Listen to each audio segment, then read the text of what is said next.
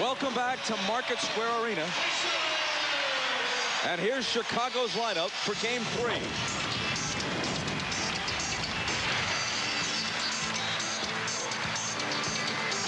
Michael Jordan, who averaged just over 28 a game to lead the league for a 10th time this year during the regular season at 36 points a game through the first 2 games of this series. And Dennis Rodman, as Zeke mentioned in the opening, is back in the starting lineup. That means Kukoc will come off the bench. Phil Jackson, with 5 NBA titles already, no coach, save for Red Auerbach with 9, has had more than that. Mark Jackson, with the best assist-to-turnover ratio of any point guard in the Eastern Conference during the regular season, is at 1-to-1. Exactly as many assists and turnovers through the first 2 games with Scottie Pippen all over him. Smits will score. He doesn't give you much rebounding or in terms of shot blocking. Larry Bird, 3-time MVP, 3-time NBA titleist with the Celtics, and the NBA's Coach of the Year in this, his rookie season.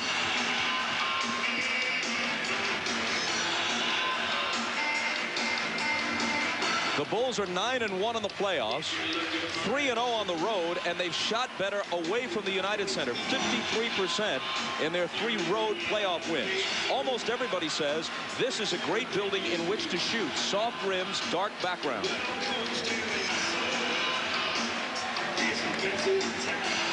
The officials are Dick Bavetta, Ronnie Garrettson, and Bernie Fryer. Pippen confronts Jackson.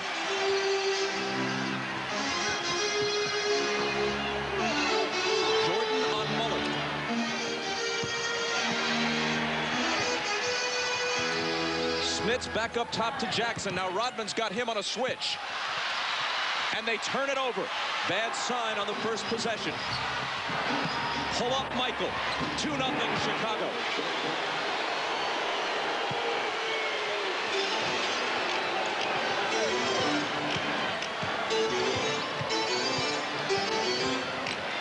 Here's Reggie back to Jackson for 3. He is sometimes a reluctant shooter, but if you dare him, he will. That's a big shot for Mark Jackson because he just had a turnover, and now he came back and hit a 3, and it's important for him to keep his confidence throughout the game.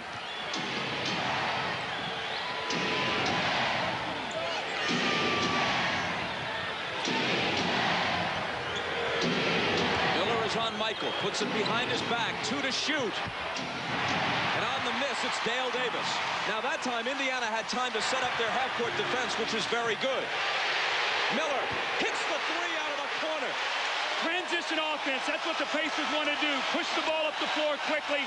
Reggie spotting at the 3-point line. Mark Jackson with a great assist. A pair of 3s, Jackson and Miller. And the Pacers have a 6-2 lead. Longley had it knocked out of bounds on him. The one basket the Bulls have came after a turnover in transition before the Pacers could set their defense up. Pippen driving and hitting.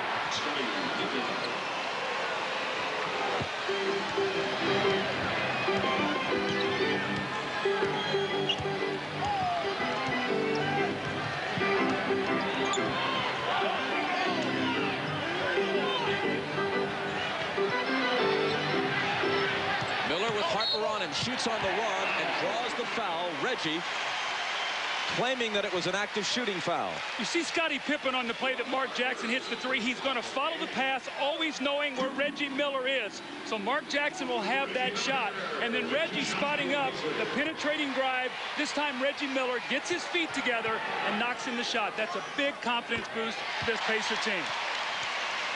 Doug, what you just saw is that Reggie Miller isolated Ron Harper. You see they want to get Reggie involved early. The backcourt only has 27 points compared to Chicago's 47. So they want to get Reggie involved early, and this is a great start for Miller and both Jackson. Miller was afraid they might have called that Pacer ball on the side, but they did rule it active shooting, and he converts both free throws.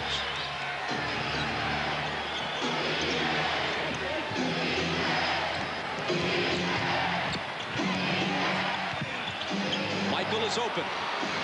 He's hit 2 of his first 3.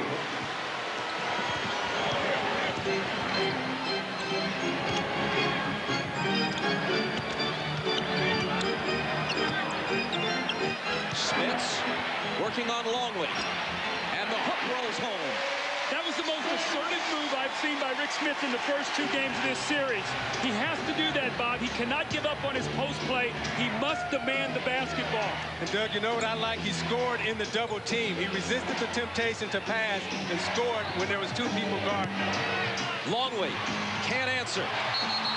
Rodman battling Jackson. Rebounding foul on Dennis.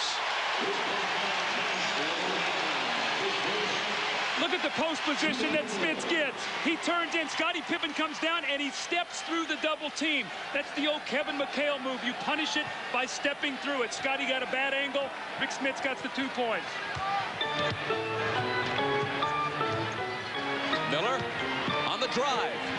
Indiana has hit its first 4 field goal attempts. That was a great up fake by Reggie Miller. He throws Ron Harper, faded to the corner, and then dribbled to the baseline.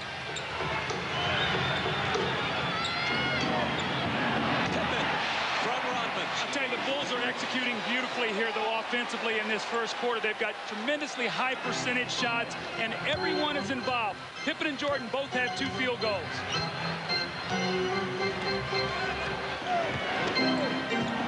Jackson comes off a screen, then slings it back to Mullen. Reggie. 3 for 3 on his home court after shooting just 9 for 27 through the first 2 in Chicago. Well, the first thing you notice about that play is Reggie Miller handled the ball. And the screen that freed up Mark Jackson was a bruising screen by Rick Smith, is what Larry Bird talked about.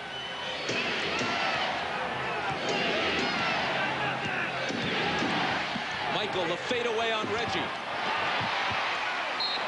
Knocked out of bounds by Indiana. Still Chicago ball. Now Larry Bird told us he wanted his team to set hard screens.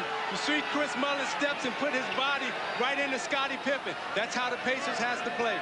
Well, one of the things the Pacers have done today is they've gone to seek the guy and screen him rather than stand there and wait for the guy to use the screen. Down. Pippen's down. Chicago. Trainer Chip Schaefer out to take a look.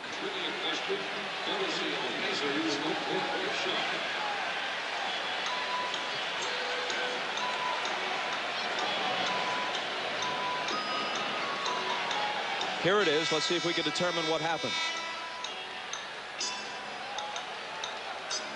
You see Scottie trying to fight through a screen, and Rick Smith sticks his hip out. Kind of knocked the wind out of Scottie, I believe. Anytime you get hit like that and you're moving, you get hit right in the stomach. It's like a boxer taking a punch right in the stomach.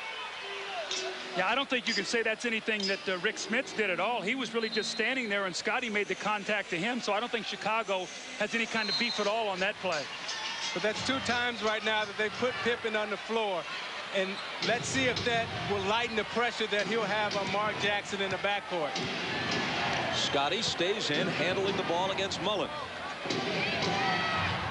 Harper. Longley. 14-10 Pacers. They push it up the floor, but Chicago gets back. Now you see Michael Jordan playing Mark Jackson, giving Scottie a little bit of a rest here.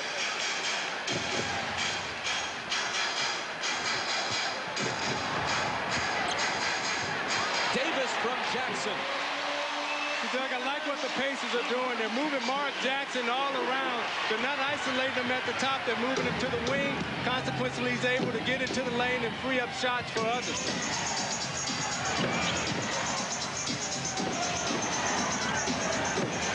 Longley can't hit it. The tip doesn't drop. Pippen comes away with it.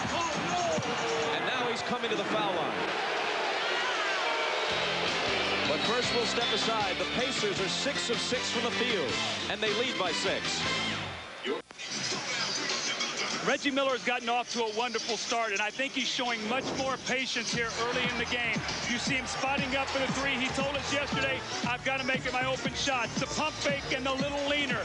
That's the patented Reggie Miller. Now the pump fake, escape dribble, get away from the defense, and bury the open shot. So good early signs here for the Pacers. Reggie Miller, 9 for 27 in the first 2 games. He's 3 for 3 today. Mark Jackson, 3 assists and only 1 turnover. It's amazing how Reggie Miller, when he returns home, becomes a different player. Very confident. And I never could understand why is that, Doug? Why when you play at home you feel better than when you do on the road? I think it's more your routine, that you're in your routine that you want to be in. The way you go to the games, the way you eat, when you eat, being at home. I think sometimes when guys get on the road, it disrupts their routine, and they don't do as well. Oh, it's not only that, the shooting background, familiarity with spots on the floor, and the home crowd. Combination of things. 1 of 2 at the line for Pippen. 16-11, Indiana. And the crowd erupts because Pippen has called for the foul on Jackson, and that's what Larry Bird has been complaining about in the days prior to Game 3. As Larry put it, I'd like to see Scottie Pippen play Michael Jordan all over the floor the way he's been playing Mark Jackson and not have fouls called. Jackson drives past Pippen and scores. When a guy gets up and crowds you like that, you've got to punish him, and you've got to take the ball to the basket. There is no offense to that. You have to play, break it down and play simple freelance basketball. And Mark Jackson, being smart enough to recognize that Pippen had just picked up a foul, took it right to him. Michael shot it long, and Smits pulls it in.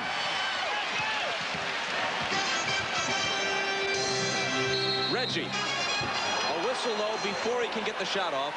Offensive foul. Dale Davis picks it up. Now, Mark Jackson knew that Scottie Pippen just picked up a foul. So what does he do? Okay, I'm going to take it to the basket now because Pippen is up on me. Forcing the official to either call another foul or let Scottie Pippen give me a free lane to the basket. But did you see what Scottie did? He got over and was playing the pass. He knew that Reggie was coming off the screen. He shadowed it. Mark Jackson still had his dribble alive, so he could take the ball right to the basket. You know, Dale Davis just picked up an offensive foul, and I bet you Larry Bird smiled because it was on the screen, and he wants his players to be very aggressive. Longley.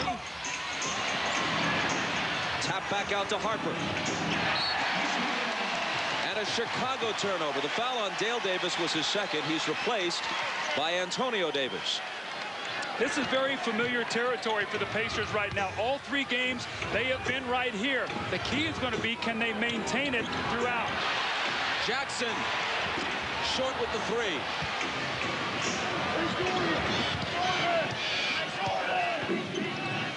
Michael. Jackson knocked it away.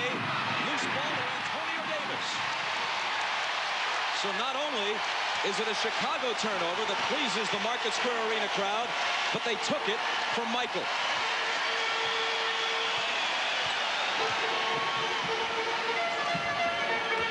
Miller, lots of room.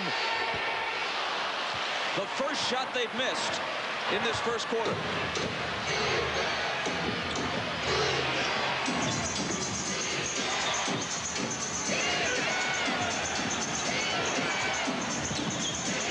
Longley with Smits up on it.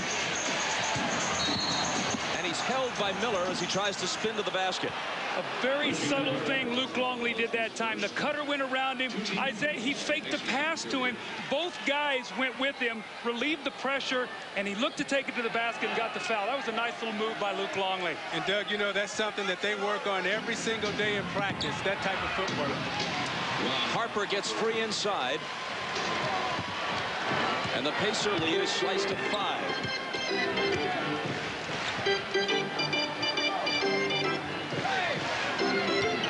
Mullen doesn't get the roll. Antonio Davis wins the rebound battle and scores. How about the fight of Davis when Rodman inside? Davis just out-muscled Rodman in there, and Phil Jackson expected this type of surge. You see Rick Smits there hammer Scottie Pippen going into the basket. I think Antonio Davis has been their best player in these first 2 games and absolutely their most consistent. You see the effort, Isaiah, what you talked about. Normally that's Dennis Rodman being able to come up with that basketball. That time, Tony Davis, and he got his team 2 points. Phil Jackson said he expected a big early surge, and his hope was that the Bulls could stay in the game and be around close enough in the 4th quarter to have a chance to win it once the early emotion wore off a little bit.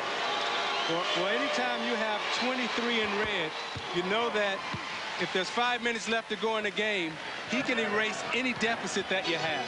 Already you see the chess game. The minute Travis Best comes in, you see Randy Brown to play against him defensively with his quickness, but that does not matter. Best blew right by him, but couldn't finish it. Use the backboard on that play. And Chicago throws it away. Brown can't latch on to Pippen's pass. Miller looking to inbound quickly. Mullen. Contact, but no foul. Longley saves it to Pippen. It's a 3-on-1 with only Best back. And Pippen slams it in his face. Plus the foul. Plus the exclamation point. Oh, this was unbelievable by Scottie Pippen. He gives the ball up a little prematurely to Michael Jordan, right back, and look at Scottie Pippen with the wingspan and the long arm, and Travis Best, nothing he can do. He even tried to take the foul, and Scottie just went right through him. How about the position Travis Best was in? Do I let Michael Jordan dunk over me, or do I let Scottie Pippen dunk over me? Or do I act like I twisted my ankle and fall down? Best out of the backcourt. And Pippen reaches in and fouls Smits.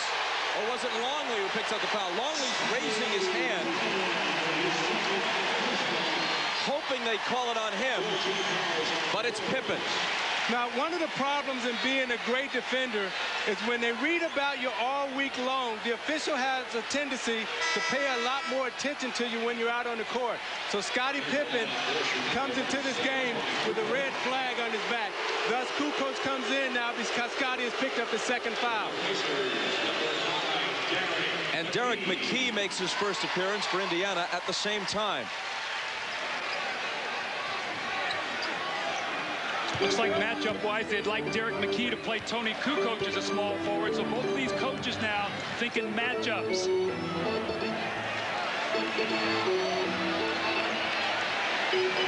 Miller going to work on Jordan. Bumps and throws it up, misses off the glass. Antonio Davis is there, though. Now, Rick Smits came over that time to give Reggie Miller a screen, and he waved it off because he wanted to play one-on-one against Jordan. Smits turns, shoots, and is fouled.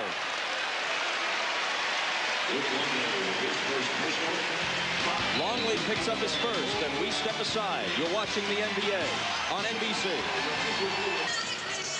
Now, Phil Jackson made the decision to start Dennis Rodman, and thus far he hasn't really been a factor.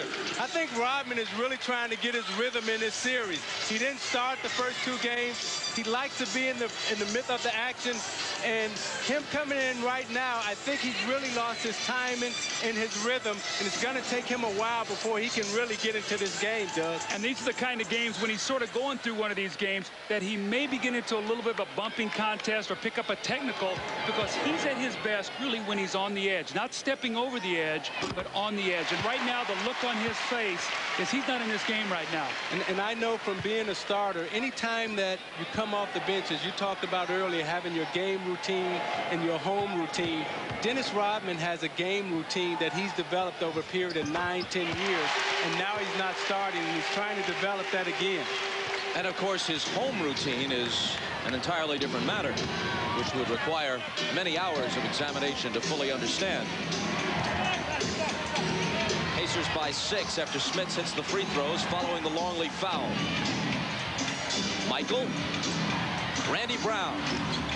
Give Jordan the assist, Brown the basket.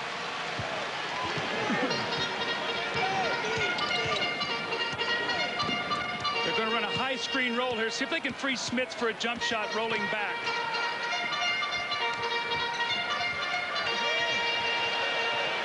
Longley hooks it, or Smits hooks it, I should say, over Longley, and it's an air ball. He's got to be stronger with his shots, Bob. He's got to go in there. He's got to make Luke Longley their fouling. It was a weak shot he threw up the basket. At the other end, there's a whistle from Bernie Fryer. He gets great position here in the low block. You see him sort of flailing away with Luke Longley. Luke changing his position. Just take your time. Luke Longley's not going to block that shot. Turn around, stroke that little jump shot. Not only did he not take his time, Larry Bird took him out because he missed his assignment. He didn't run back to cover Luke Longley. Reggie Miller was guarding him, and then he got back late. Thus, when they made the pass over to Randy Brown, Travis Best had to pick up the foul. Which was 2 on Best. And the Bulls are back within 2.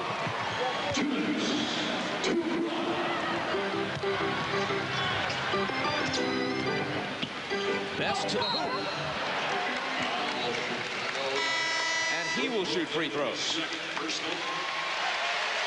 For complete coverage of the NBA Conference Finals, you can go online and step into the NBA.com arena. Listen to a live audio broadcast, view real-time stats or shot charts, and watch video highlights of every contest. After the game, look for news, photos, notes, and interviews. NBA.com, your ultimate guide to the NBA playoffs. The foul on Longley was his second. Isaiah, one of the things I've seen early in this game now is they're doing a lot of screening on the ball with Dennis Rodman's man. Dennis Rodman is a very good defender when he's on the ball. He's also an excellent rebounder.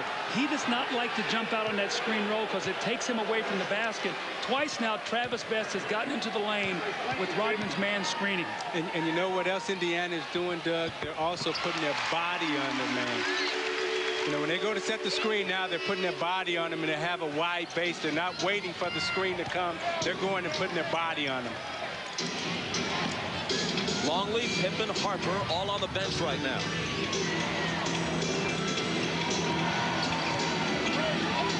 Mark Pope guarding Kukoc. Long one by Jordan from just inside the three-point line, no good. Antonio Davis crashing the boards. Best around Brown, Best into the lane, Best lays it up, and McKee follows. Best still battling, but it's Scott Burrell out of the pack.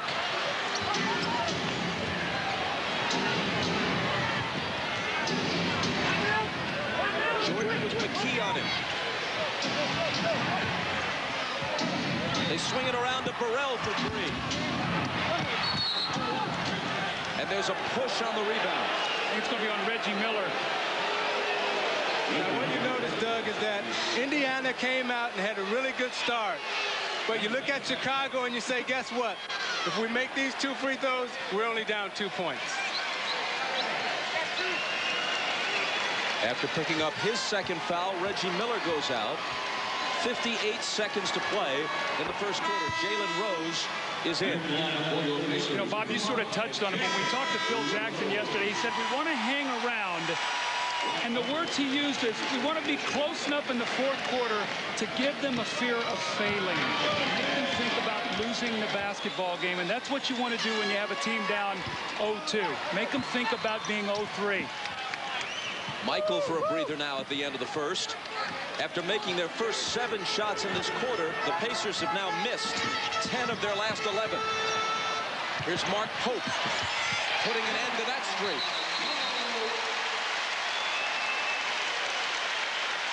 If a team is going to trap you, you cannot catch the ball and then try to reset your offense. You've got to get the ball, and you've got to go right to the front of the basket, and that's what Mark Pope did. That was a nice, aggressive play.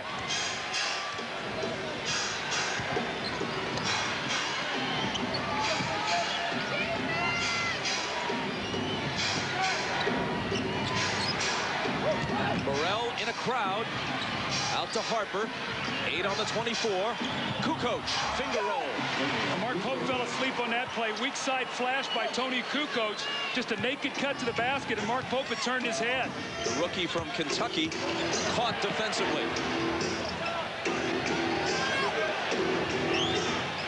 Jalen Rose dishes to Best and gets it back. Game clock overlaps the shot clock by 5 seconds, and Rose travels. Now, in this series, Bob, Chicago has been terrific on end-of-quarter plays. In fact, Michael Jordan hit one at the end of every quarter the other night. If they can score here, they'll either tie the game, or if they hit a 3, they could go up 1. That would be a huge boost for the Bulls, and I think it would be a little deflating for Indiana because they've played well. Phil Jackson brings Steve Kerr and Judd Bushler off the bench for this last possession. 2 3-point shooters. Let Kukoc penetrate if they help find the 3-point shooter. Kukoc to Kerr, 4 seconds on the run. Loose ball. Indiana has it, and the quarter ends with the Pacers in front by 2.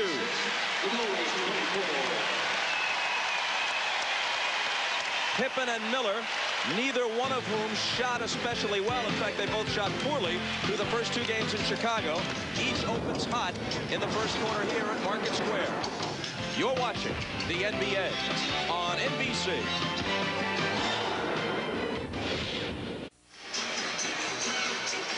Now the big thing in this series has been turnovers. Not for Chicago, but for Indiana. But Chicago has come out and turned the tables. They're not handling the ball well. Indiana is applying pressure. Chicago already has committed 4 turnovers in the first quarter. Indiana wants to turn Chicago over, get into transition, because they feel that they're shooting a higher percentage in transition and for the course of the game. They're shooting 48% during this series.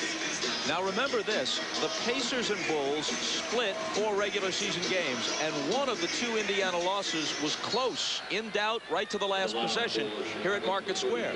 The first 2 games in this series, although they lost them both, the Pacers led each at the half. They do not yet feel that they are overmatched by the Bulls. They still believe they have a chance. Michael fires as the second quarter begins, and Antonio Davis is there yet again for the rebound. That's his 5th. With that big stat, though, no points off turnovers for the Bulls. That is huge for the Pacers in that first quarter. McKee goes to work.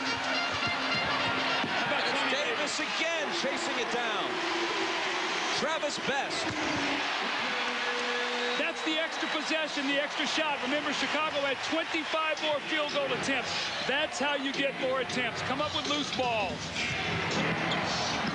Bill Wennington, his first appearance and his first basket. Coming up with those extra attempts and starting Rodman, now you have Antonio Davis playing against Tony Kukoc or Bill Wennington off the bench, and he should be able to dominate the board. McKee, height advantage on Michael. Shoots it over him and connects. Yeah, I like that strategy. Even though Michael is one of the better defenders in the game, make him play both ends. Do not let him conserve any energy.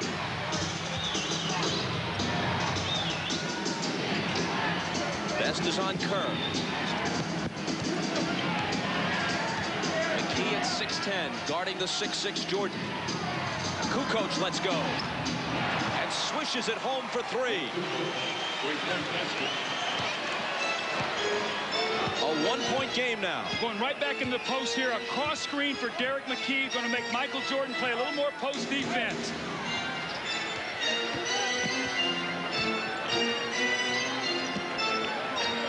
Burrell now is on McKee. Woo! Cross court for Pope, who saves it into Rose for the jumper. Had to force it up to beat the shot clock, and it didn't draw iron, so it's a 24-second violation.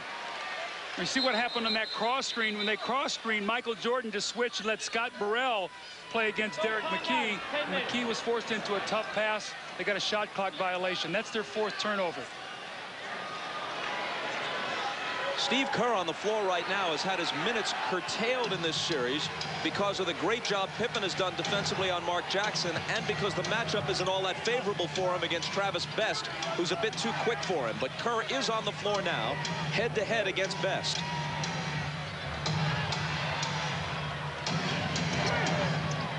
Michael from the head of the key.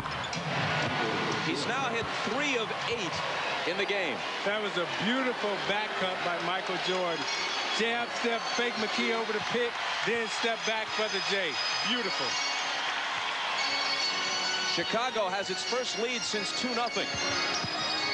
Rose, tough shot off the baseline, and Indiana jumps back in front. The Pacers keep waiting for Jalen Rose to deliver. He's had 2 good games in the playoff. The other 9 have been very subpar, shooting 36%.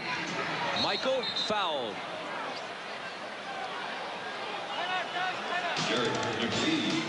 Now, what makes Michael Jordan so great as a basketball player is he's so smart. He gives McKee the fake, loses him, ghost for the J.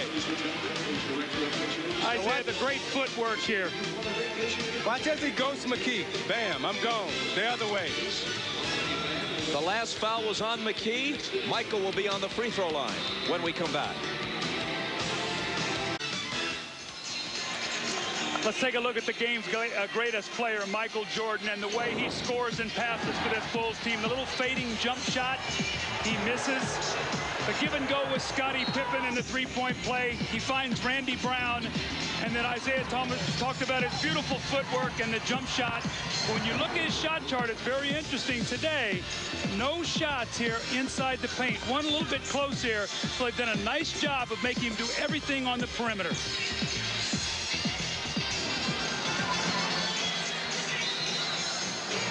The foul against McKee just before the timeout came prior to the shot. So Jordan is not at the line. Instead, the Bulls inbound. And it's Michael with the ball.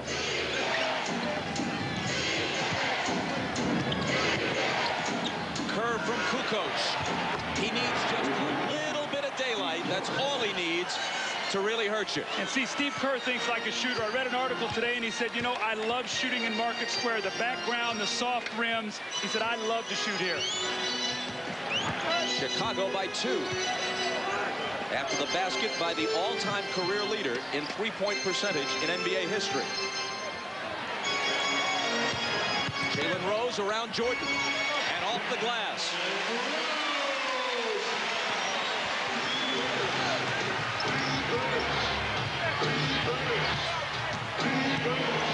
Michael rolls it up. Contact and a foul.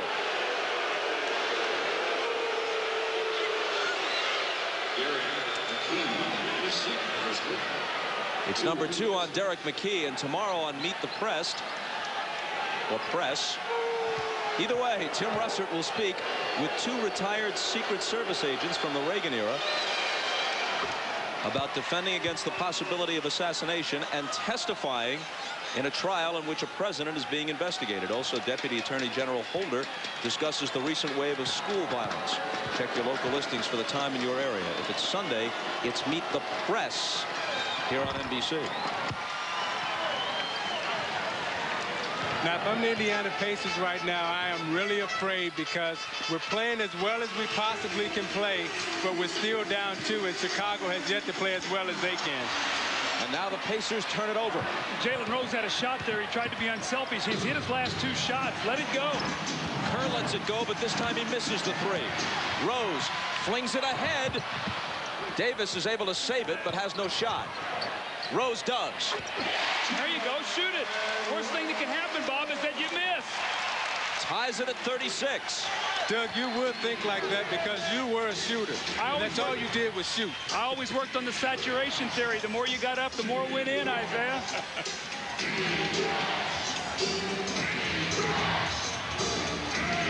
Kukoc hands the 3.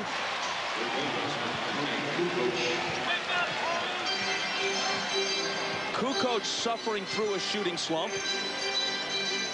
Was just 7 of 23 through the first 2 games of this series. And still bothered a bit by a bad back, which has troubled him throughout the playoffs. That was an offensive foul right there, Bob, on Travis Best, trying to set a screen. Steve Kerr locked him up, pushed him right through the screen, and here comes Mark Jackson. You see it left of the screen. You see Best trying to set the screen. Steve Kerr is in his way, and he just gives him a forearm shiver. 3 fouls now on Best. It's been interesting that all the while that Scottie Pippen has been on the bench, Best has been running the attack for Indiana. Rather than getting Jackson back in there when he wouldn't have to worry about Pippen, or forcing Phil Jackson to bring Pippen back off the bench. Here's Michael going to work as only he can. Now let's see if Mark Jackson tries to do what he did in the first 2 series. Back the smaller guard down, forced him to give help, and then look for the shooter. Rose around Michael, but Kerr comes over to slap it free. Now here's Kukoc. Only Jackson is back. Pull up on him. And Antonio Davis is there to clear it.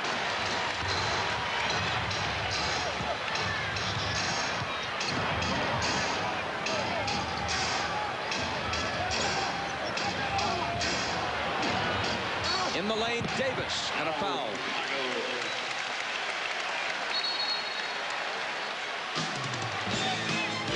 Michael Jordan with the isolation. If you're going to give him this kind of time, he will find a way to get in the lane. The ball's knocked away twice. He sizes him up between the legs, Little give and go. The left-handed. Scottie Pippen absolutely loves what he sees. And the Chicago Bulls lead by 5. You're watching the NBA on NBC. Back at Market Square Arena, Game 3 of the Eastern Conference Finals. The Bulls leading the Pacers by 5 and leading the series, as you know, 2-0. Bob, it's going to be very important now. The Bulls have taken the lead. Reggie Miller set for 6 minutes, okay? He had a great role. He was off to a good start. Now he's got to get himself right back in the game. He's got to get a sweat again. He can't let himself drift over these last 6 minutes. They need his points. Not only do they need his points, but they need Chris Mullin to give them some points, too. Chris Mullin has played 9 minutes and hasn't scored a point or gotten a rebound. Kukoc, on the other hand, in 9 minutes has 10 points. Antonio Davis hits 1 of 2.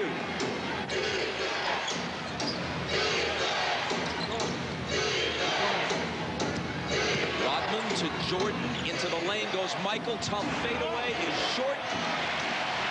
And Dale Davis is there to take it.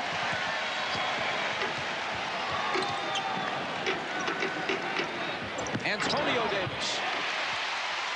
Reggie Miller on the assist, and the Pacers are back to within 2.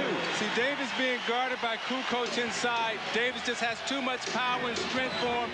Kukoc didn't want to put a body on him, therefore gave him an easy layup. Pippen back in, Jackson leaning on him. Gets a return pass from Kukoc. Swatted away by Antonio Davis on the help. Here's Rose.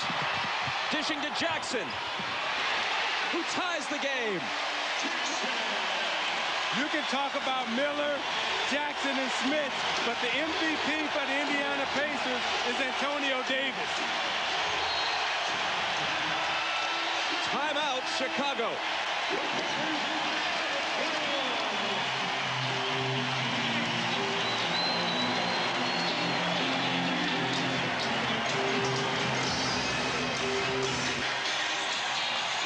When you talk about the heart and soul of the Indiana Pacers, it's Antonio Davis.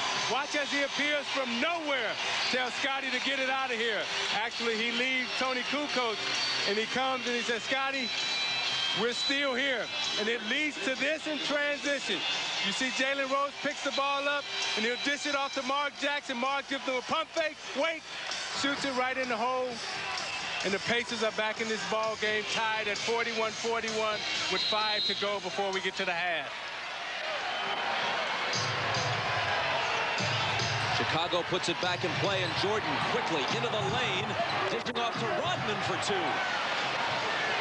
think Rodman got away with a 3-second violation that time. Michael got in the air and got bailed out. That was Michael's 5th assist. Still Pacer ball. Now, Bob, if Mark Jackson is going to be the post feeder, he cannot stand because Scottie Pippen is going to help back. So he has got to find an open area, and he'll be able to get the open shot. If he stands, Scottie Pippen will disrupt the play. Miller, catch, shoot, score. I like that, though. 2 straight plays for Reggie Miller. Get him right back involved. They ran a post play for him, and then an inline out of bounds.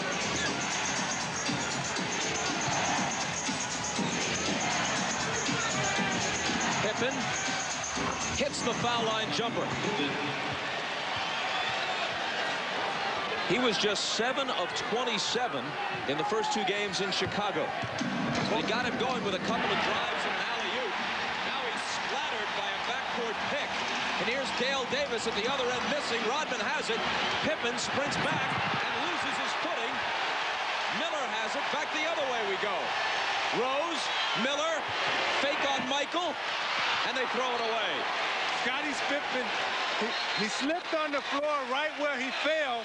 Dale Davis got him on the back pick. Dennis Rodman, who's guarding Dale Davis, failed to come up and hollers, pick, pick.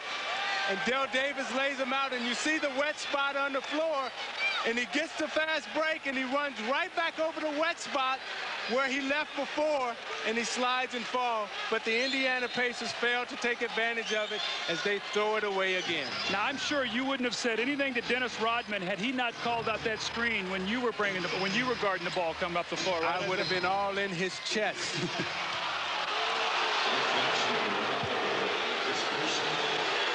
foul is called on Mark Jackson, which is his first.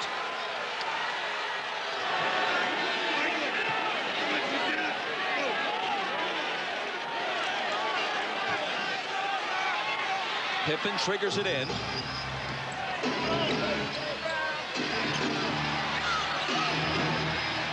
Bounce pass to Longley, and Luke with the left hand gives Chicago a 4-point lead. Now you watch Scottie Pippen guard Mark Jackson now. His hand will always be on the swivel, looking for that back pick. Miller for three. Not there. Jordan back the other way. Michael spinning, shooting, and hitting. Doug, right now Chicago's going for blood. They smell it, and they can put a run on right here. Indiana has to make a basket to stop it. It spins out for Jalen Rose, leading by 6. Here come the Bulls. Pippen to Harper, who's wrapped up by Jackson. Now remember, Chicago took a timeout they normally don't take. Phil Jackson normally lets them play through it. It was 41-all. We see the fast break here. Michael Jordan just overpowers really 4 Indiana Pacer defenders. But Bob, to finish the thought, 41-all. They take the timeout. They've come out of that with an 8-2 spurt, a chance to shoot 2 free throws here. And what Isaiah's talking about here, it's going into halftime. They are trying to make their push right now to give themselves some space. When we talked to Mark Jackson and Reggie Miller yesterday, the thing that they both were concerned about is this Chicago spurt, this Chicago run. Let's see if they can match their intensity. Now, the forgotten man right now for Indiana has been Rick Smits. Through all this going up and down, when they've gotten into the half court, he has not touched the ball. They can't lose him. They need his scoring.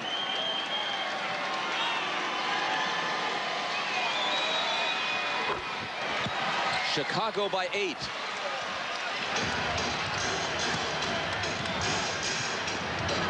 Pippen again glued to Jackson. Harper up on Miller. There's contact and a foul, which Harper disputes. Reggie kicked the ball toward Dick Pavetta. Veteran official calls delay a game instead of technical. Realizing that Reggie Miller was upset, could have teed him up. He said, no, I'm going to call delay a game. But you see Ron Harper up on Reggie Miller, taking away that right hand, forcing him left. Reggie Miller likes to drive right. Ron Harper won't let him go. Well, that's their second delay a game, so I think that will be a technical foul. Phil Jackson up off Chicago's bench to make that case. Second delay game. Didn't earlier in the game, didn't Mark Jackson score and leave the ball underneath the basket? I thought they called an earlier delay a game. Now Pavetta is motioning Jackson over. He's explaining that they were only adjusting the clock. Not considered a delay a game warning. They had one there. That's the first, so it's not a What was this one right here? This was a delay a game warning. It's only their first. What was the first one? Stop the clock. They were adjusting the clock the first time. It was not technically a delay of game. Therefore, this is not the second, and therefore no technical foul shot is taken. I always loved playing in a game that Dick Pavetta was refereeing, because he had total command of the game. And Pippen is limping a little bit.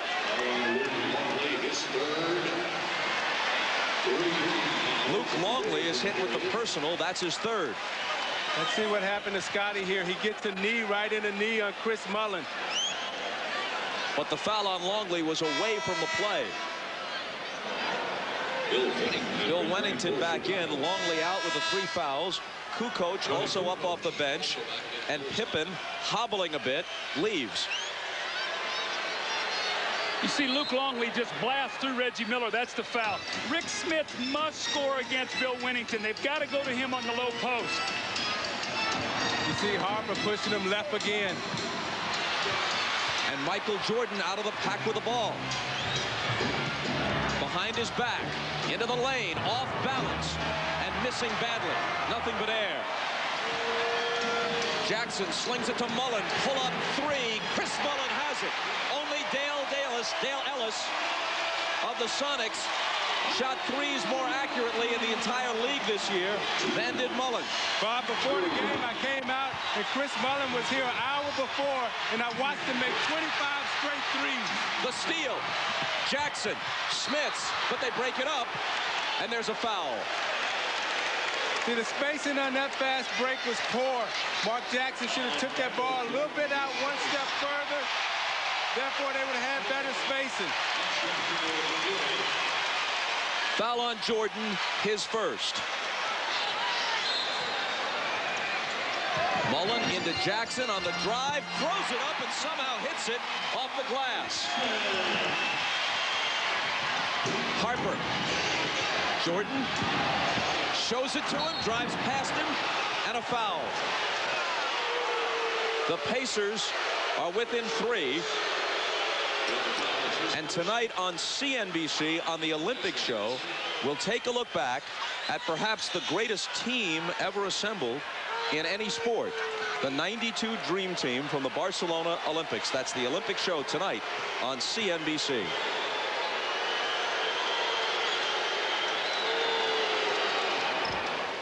Jordan hits the first. 6 Dream Teamers are still involved in the 98 playoffs, counting Larry Bird as a coach. And on that team, in my opinion, you had the greatest winners ever in the sport of basketball, with the exception of Bill Russell, and Michael Jordan, Larry Bird, and Magic Johnson. Jordan hits them both. Chicago by 5. And Jordan with 14 first-half points. They got Tony Kukoc now against Mark Jackson. Cleared out there, let him take him.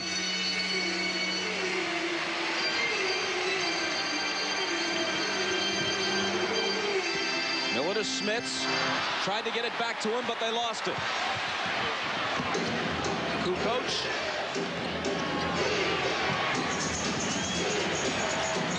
Wennington. Rodman cleans up the mess.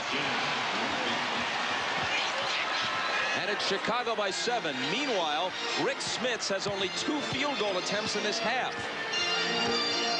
See, as the tempo of the game has gotten up, they've really forgotten about throwing him the basketball.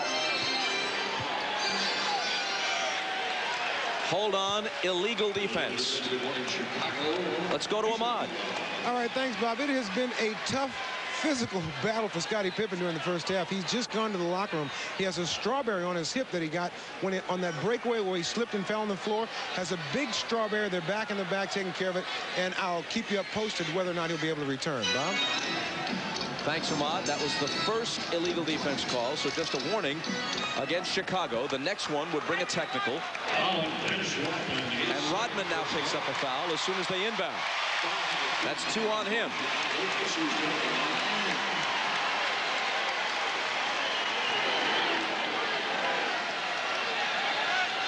I'm thinking this hairstyle is some sort of homage to the Cincinnati Bengals helmets.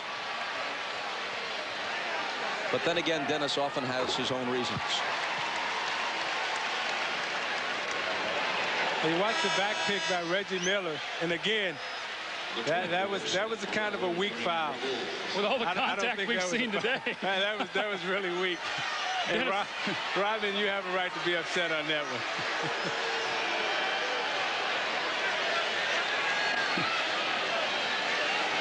That's the kind of foul you get only because you're Dennis Rodman. No one else in the league would get that, only Dennis. And he saunters to the end of the bench.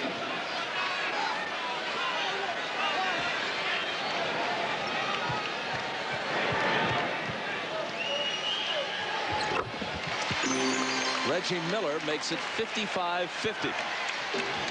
Michael Jordan probably go a 2-for-1 possession here with the shot clock where it is. Trying to split 2 defenders, and Reggie Miller literally hopping mad as the foul is called. It's on Smits, his second. Michael Jordan comes around the screen, is going to take the ball behind his back, and he trips over Rick Smits' foot. And that's the kind of call you get when you're Michael Jordan. You have the Dennis Rodman call and the Michael Jordan call.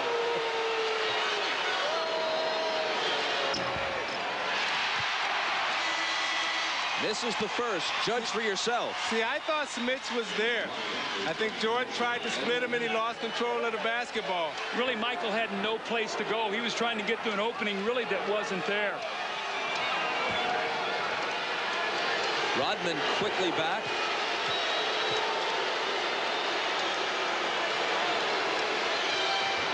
Chicago by 6. High scoring first half.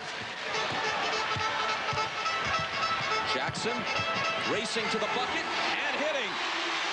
Mark Jackson very assertive on offense in this first half in terms of getting his own shot. Well, he got it quickly enough to where it gives him a 2-for-1 possession. There's a 3.6 differential in the clock.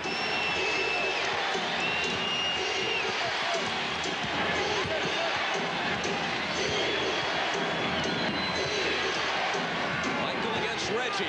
Fadeaway baseline. Overshot it. Rebound scooped up by Burrell. 2 seconds. Michael beats the horn and misses. Bob, that was great defense by Reggie Miller on that sequence. Played Jordan to a standstill. Jordan had an open look, but couldn't put that one down. Now stay tuned for the Prudential halftime report. Coming up after these messages, you're watching the NBA on NBC.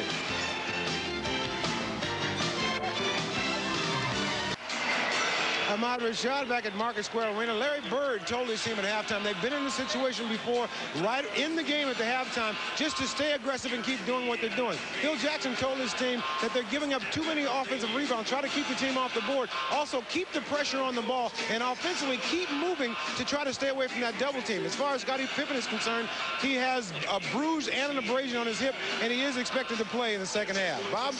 In fact, as you turn to your right, Ahmad, you almost bump into Scottie, who's about to inbound the ball. Matter of fact, he is playing. He's right here next to me. Scotty's getting hit by everybody today. We told you about the third quarter surges for the Bulls. Here's the evidence. Now, this is through the first 2 games, so you'd have to update the first and second periods, but they've really jumped on them in the third quarter in the first 2 games at the United Center. Michael turns to face the basket. Mullen on him. Bounces to Pippen.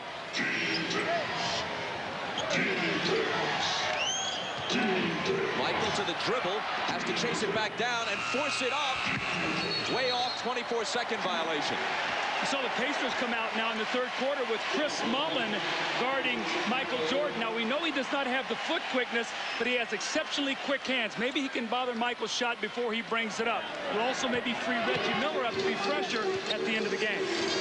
It's still Pippen on Jackson. You see Rodman ran up that time and called to pick out for Scottie Pippen. Mullen around Michael, trying to go to the hoop, has it knocked away. Harper appeared to touch it last as it went out of bounds. Now, at the end of the second quarter, Doug, Indiana did an exceptional job of handling Chicago's surge. Let's see how they handle this third quarter, because those are the 2 things that Larry Bird talked about. 8 on the shot clock. Smits. And his pass knocked back in his face by Pippen. There's going to be a shot clock violation, and there it is.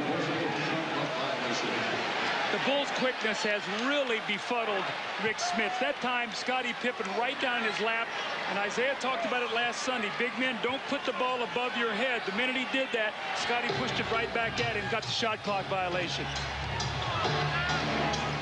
You know, the few times I did play against Bill Walton when he wasn't hurt, the thing that he was really so good at was keeping that ball under his chin and extending those elbows. Miller rebounds the Jordan miss.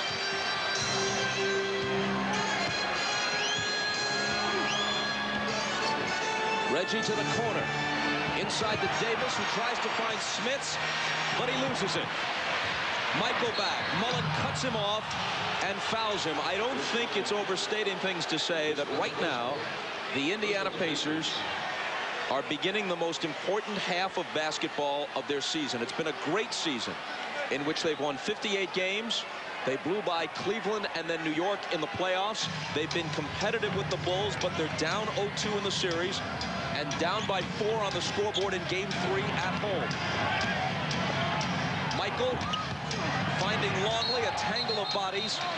The ball out of bounds and a 3-second violation against Chicago. No team has ever come back from an 0-3 deficit. As a practical matter, if the Pacers can't defend their home court today, this series is over.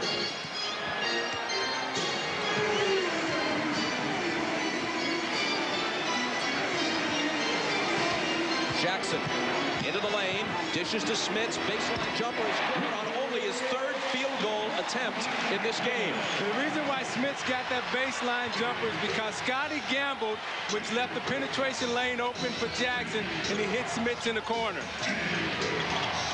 Harper passes up an open shot, instead finding Michael. Having trouble with his dribble, and now Mullen has the steal. Racing to the basket. Michael trying to get back, but Mullen lays it in. And Phil Jackson is all over Bernie Fryer. Technical on Phil. That was a calculated move on Phil Jackson's part. He wants to whistle in this third quarter. He protected his superstar, took the technical foul. Let's see how now his team responds to this. Michael Jordan coming off a screen was bumped, and he sort of slips as he goes around, and then he mishandles the ball. I do not think that was a foul. I think Michael just turned the ball over. Chris Mullen again with those quick hands and the easy score. The Pacers need more of this, but let's see how the Bulls respond. You see Phil is out talking to Bernie Fryer, saying he had his arm on him. I want the foul. Bernie says, I'll give you one, but it'll be a technical.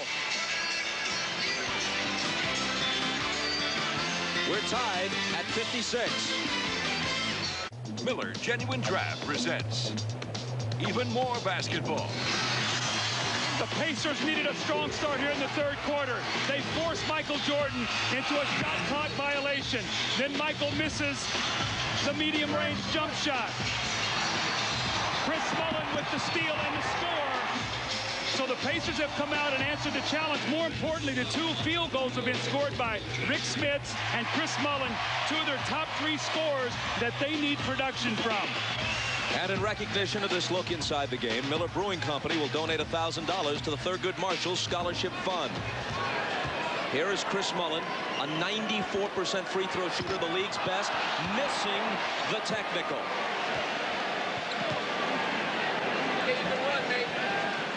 So the tee didn't cost Phil Jackson. Now, you know the method of operation of Michael Jordan. He felt like he's been bumped a couple times. What does he do? Normally, he takes the ball right to the basket and puts the onus on the official to call a foul. And here's Pippen cutting, and Longley finding him with a nice bounce pass. The Indiana extended their pressure to full court, and when you extend your pressure to full court against the Chicago Bulls, they have natural press releasers, and that's why Scottie Pippen got the back cut dunk. Reggie got it. A 2-point basket, tying the game again at 58, and Mullen swats it out of bounds.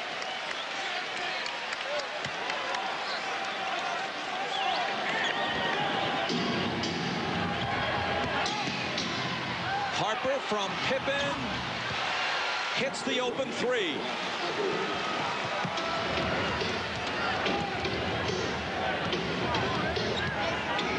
Chicago by 3.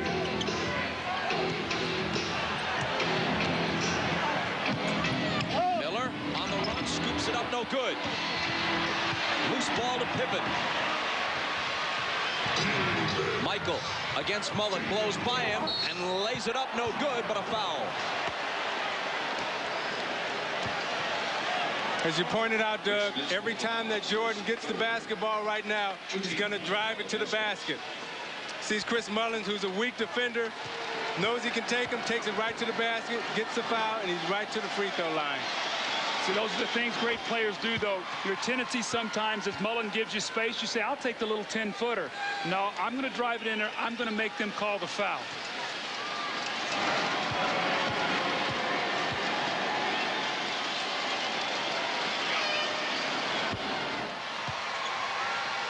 Michael was 17.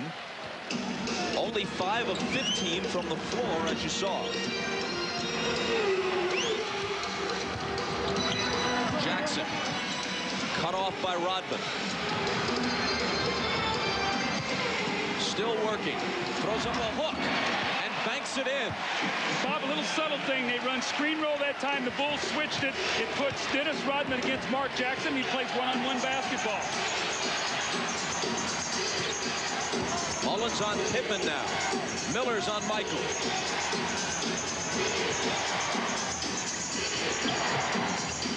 Harper into the lane on the run, and he hits the hook without benefit of the glass. You know, at this stage of his career, Ron Harper reminds me so much of Dennis Johnson. He accepts the big challenge defensively, and he'll always step up and make the big shot. Jackson falls, but a foul on Pippen. We see Michael Jordan right now giving Rick Smits an earful off the ball as Jackson was driving. Smits came over to headhunt Michael. Michael did not like it and let him know. 3 on Pippen. Jackson accelerating, ball knocked loose. Pippen has it. Harper sprinting back, but the Pacers recover. Pippen, the pull-up 3. Off the back iron, but there's Longley.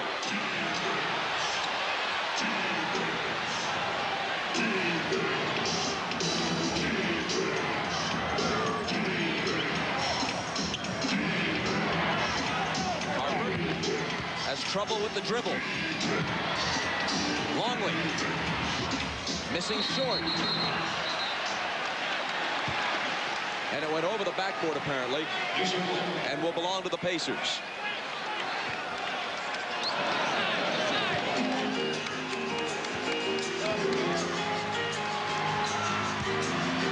Here they come, trailing by 5. Smits wasn't looking for it, but knows what to do with it once he catches it. Misses the wide open jumper. That shot will be there for him because they're going to push the screen roll baseline. So if Rick Smits will be aware, he'll get that little 15-footer. But Bob, as you so aptly pointed out, he wasn't even ready for the pass. He saw it at the last moment, had no shooting rhythm. He was looking the other way for some reason, and there he was, wide open. I guess he's saying, you know, I haven't touched it the whole game. I didn't know what's coming my way. But they've got to give him some touches in there. He's a 16 to 18 point per game scorer for them. Harper, this is short. Flat-footed rebound to Dale Davis.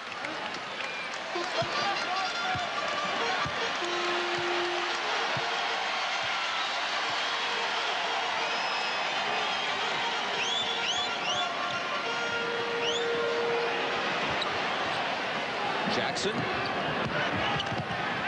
Smits, short. Rodman is there. I'm watching Reggie Miller. He's limping pretty bad. Now, when Chicago sees a wounded duck, they usually will go at him.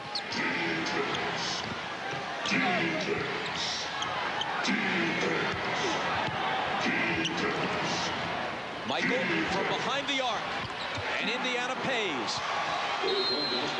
They left him alone, and Chicago's lead is now 8. Larry Bird asked for time. Probably a combination of the deficit and the fact that Reggie Miller is limping. State Capitol in the background as we come back inside Market Square Arena, and here's how Reggie Miller got hurt a few possessions ago. You know, Bob, it really, you can't tell. It's not like he rolled his ankle or anything. The trainer's working on him right now, so we'll find exactly what it is. Ahmad knows. Here he is. All right, Bob, Reggie Miller did twist his ankle a little bit, and what's happening is he's having the ankle re-wrapped over the outside. He's got a wrap on the inside. Now he's re-wrapping it over the sock. Then he'll put on a protective device, and he'll be back in the game. Bob? Thanks, Ahmad. Just inside 6 minutes to play in this third quarter. Pacers with the ball and trailing by 8. Longley reached in, knocked it away from Smits, but is hit with a foul, which is his 4th. I watched that play coming out of the timeout. The Pacers love to curl Jalen Rose over Rick Smits and then post him. And Luke Longley has done a tremendous job after that curl, working his way in front of Rick Smits so they cannot make that entry pass. And what's happening is Smits is giving up his spot on the block and sliding further out on the floor.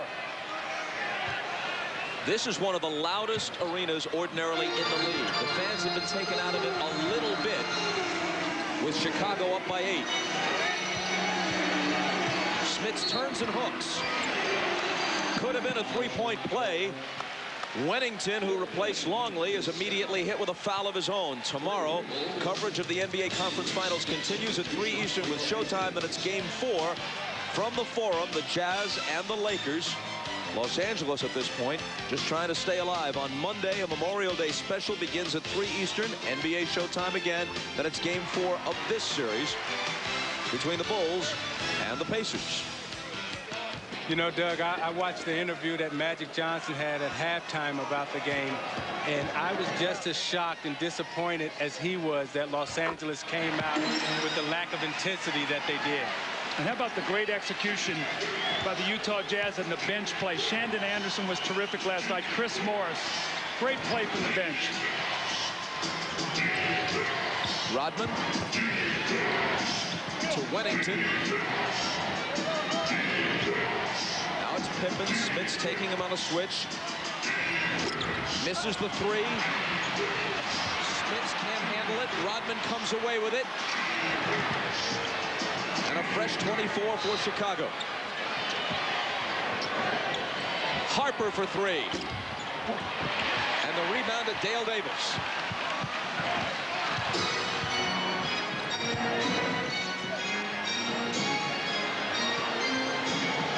Jalen Rose with Jordan guarding him. Finds Smits for the little hook. It's good. Plus the foul. Very smart. I thought they should have done this in the first half. The minute Wennington came into the ball game, you've got to go at him. He cannot match up against Smits. Longley's done a magnificent job. Now Smits with back-to-back opportunities. He gets fouled the first time, and this time the opportunity for the three-point play. Keep going to him. Run your offense through him. If they double team, let him pass out and find the open shooters. And Doug, he has a tendency to start slow in series. He started slow in the New York series, finished strong, and he's been coming on in this series. Longley's sitting with 4 fouls, but that was 3 on Wennington. So both setters could be headed for foul trouble. Longley's already there. Wennington. Rodman battling on the boards. It's Pippen who has the loose ball. Smits with the block. Rodman trying to save it. And it's out of bounds to Indiana. So they're really battling underneath. Look at the intensity. Watch Smith as he blocks Scottie Pippen in the fight for the ball. Dennis Rodman pushing, shoving. They're under there. They're battling. And that was only Rick Smith's second block shot of this series. They need more of his interior presence. Pacers back to within 3, and Jackson can't make it 1. Got through the defense, but couldn't hit the shot. Pippen's open. Here's his 3. And a big one. How often have we seen that? You miss a layup, they hit a 3. That's a 5-point swing. Instead of down 1, you're now down 6. Rose around Michael. Lays it up. No. Tip try won't fall. And now Chicago looks to add to a 6-point lead. Michael is fouled by Rose.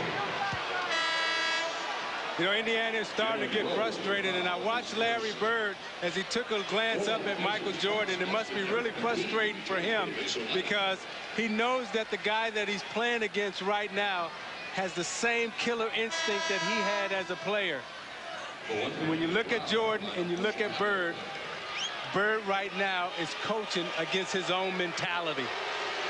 Bird's Celtics eliminated Michael's Bulls twice from the playoffs, but that was before Michael and his team were in full flower, and that was when Boston was one of the great teams in NBA history. They swept them in both 86 and 87, and that included the game, the double overtime game, in which Michael scored 63. Larry had 36 with 12 rebounds. And the Celtics still won the game in double OT. Wennington hits the open J. Now what Wennington does to Smith, he pulls him out on the floor. He shoots the ball like a small forward. He had 6 big points in game 2 and stepped into that a nice job here again today. Travis Best with Randy Brown guarding him.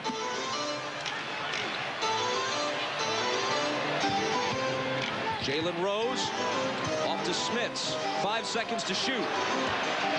Rose has to force it and hits it.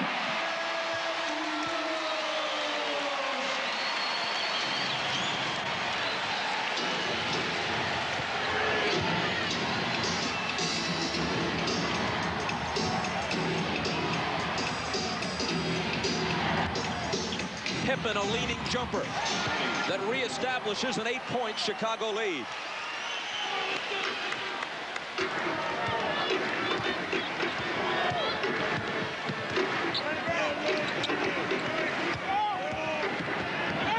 Best on the run, puts one up wildly, and there's a foul. The Bulls have not jumped on the Pacers in this third quarter to the same extent that they did in Chicago, but they have doubled what was a 4-point halftime lead. Smith's out. McKee is in. They've got both Davises. Travis Best, who's on the line. McKee and Rose on the floor right now. And Phil Jackson, with this lead, is resting Michael Jordan, so he'll probably ride out this quarter with Scottie Pippen, let him carry this team, and then come back to start the fourth quarter with a rested Michael Jordan. And when you have the dynamic duo, you can do those kind of things. And if I'm Larry Bird right now and I just put in Antonio Davis, I wouldn't take him out for the rest of the game. I would ride him because he's playing so well.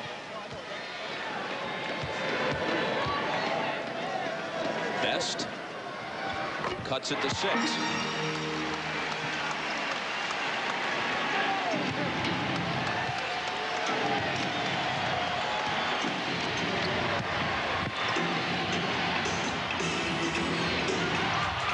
Pippen into the lane, on the run, left hand, no. Burrell, and they'll set it up.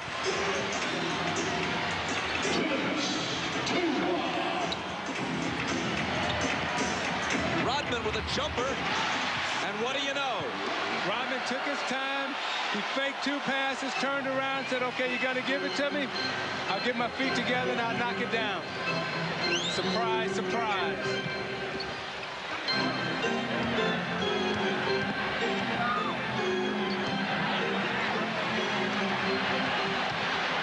Best running out of time to shoot, and a whistle, which has Randy Brown clutching his head in disbelief. See, watch the fake pass, then I'll give you another look, and watch as I turn around. Oh, you're not going to guard me? Well, I think I can make this shot.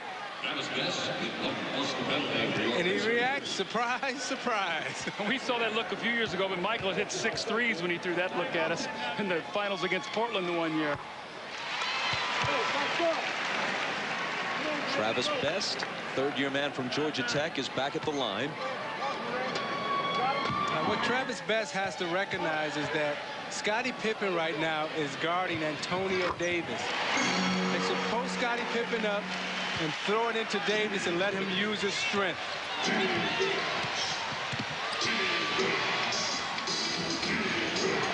McKee on Pippen. Scott Burrell has it. To the driving Randy Brown. Misses on the run. But it pops back to him. Out of bounds to Indiana as Brown couldn't control Rodman's pass.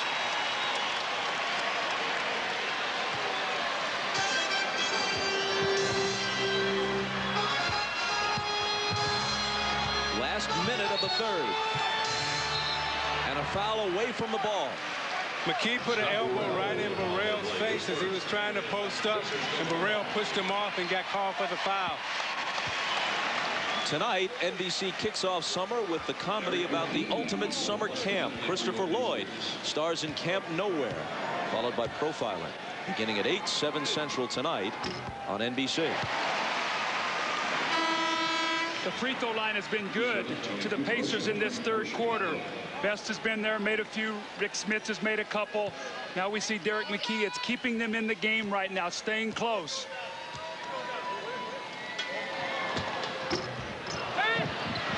Antonio Davis clears the rebound. Best for 3.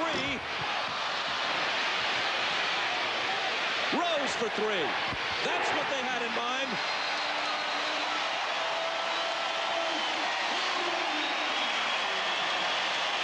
Suddenly, a 2-point game. The hustle plays of the Davis boys on the backboard. The missed free throw, kick it out to Best, misses a 3. Antonio Davis with the rebound. The 3-point play opportunity. That was a 4-point possession.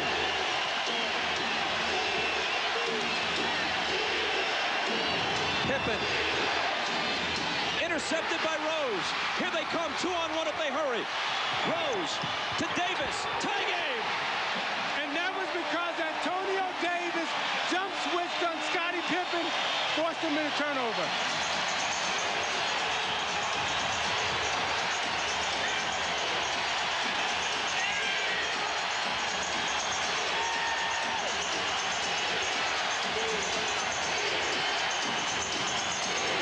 Randy Brown out to Harper. Harper to Brown, but wait a minute. There was a whistle which could barely be heard over the crowd, and a traveling call on Harper.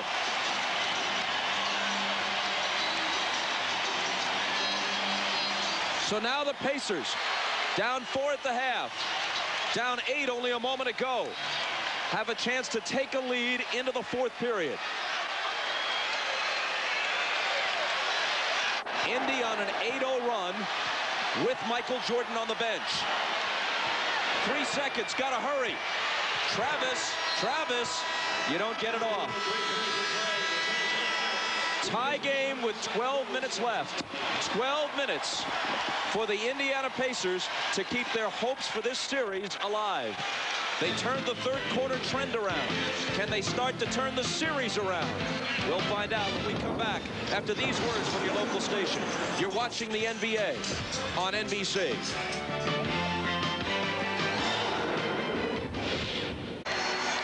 Ahmad Rashad back at Market Square Arena. At the end of the 3rd quarter, Reggie Miller went back in the locker room to have his ankle retaped. They taped it out there while he was on the floor, but they taped it over the sock. What they've done is taken all that tape off and retaped the ankle. I talked to David Craig. He said it's a mild sprain, and once they get the thing taped back up, he should be ready to go. Bob? Ahmad, good job. David Craig, of course, the Pacer trainer. 12 minutes of regulation remaining to decide this one. And here comes Reggie, noticeably hobbling as he heads back to the floor. Steve Kerr is in and on Travis Best as we start the 4th. McKee around Michael to the basket, no good. Dale Davis is fouled as he tries to follow, and that will bring one of the league's poorest free throw shooters to the line. And Jalen Rose gives him a bit of a pep talk, walks over to him and says, you can hit these. Yeah, you saw McKee turn and face Jordan in the post, wanting a foul, but the official didn't call the foul because when you turn and square up against a guy in the post, that's not a foul if the elbow is on him. Davis drills it after the foul on Jordan, which was his 2nd.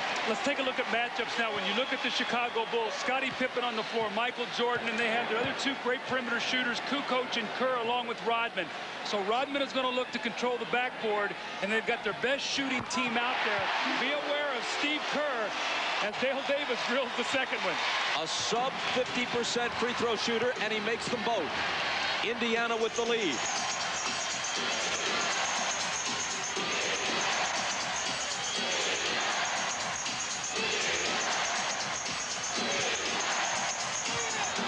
Michael has it squared out of his hands. Loose ball recovered by Pippen. Now Rodman just before the shot clock, but it spins out.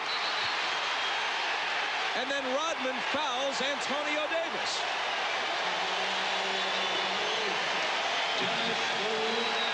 Now that foul was out of frustration. He was mad that he missed the layup. And in a player's mind, when you miss an easy layup, right away you try to make up for it. Dennis reached in and got called for the foul. His 4th. Again, they're going Derek McKee in the post against Michael Jordan. They did this in the 1st half. This is the hook over him, trying to utilize the 4-inch height advantage. See, I would go to Antonio Davis being guarded by Tony Kukoc.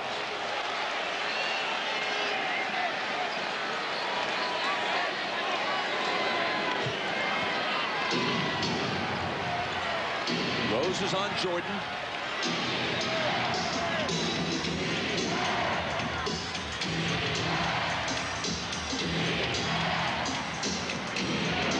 On the 24, Pippen, little turnaround, no good. Dale Davis has it, but Dick Pavetta says, hold on. And now it's Rodman's turn to gloat a little bit. Every shot that's going up, Antonio Davis and Dennis Rodman are waging some kind of battle with each other underneath the basket. Well, that time Dale Davis slipped in. Dennis Rodman slipped in front of Dale Davis, and Antonio came over his back off of Kukoc. The second foul on Antonio Davis. This is the off-balance shot, but Pippen dives to the floor. Kerr has it. Kukoc, mismatch on Best, and a foul.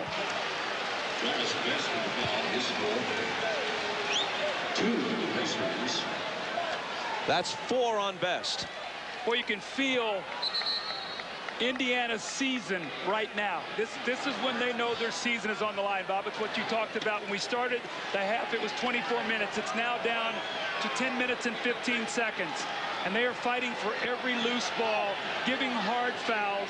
This should be an unbelievably furious finish. And Doug, when you're fighting that hard, you know sometimes you don't take advantage of the things that you should. I think when you got Tony Kukoc out on the floor being guarding Antonio Davis, you got to punish Kukoc in the post because you know he's going to take Davis outside on the perimeter.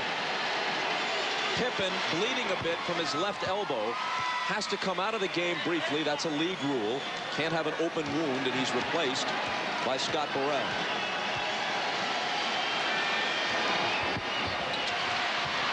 Michael almost had the rebound, but Best comes away with it. Kukoc makes 1 of 2.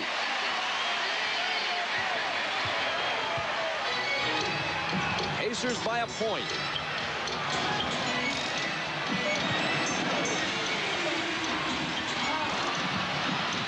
Rodman couldn't control it. Diving into the laps of the photographers for whom he only has pleasantries these days. 9:54 to play in the fourth. The Pacers with the slimmest of margins, and it's their ball when we come back to Market Square. We're back, and so is Reggie, although as you see, he's still limping a bit. You may have noticed the black patches on the Pacer uniforms. That's in memory of their longtime equipment manager, Bill Hart, who passed away about a month ago.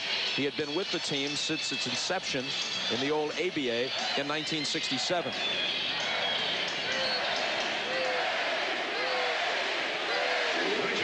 And a chant of Reggie, Reggie, Reggie from the Market Square crowd.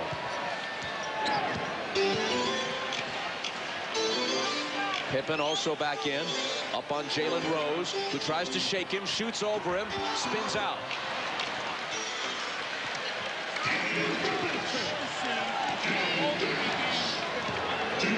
Chicago looking to take the lead. Michael fires. Antonio Davis.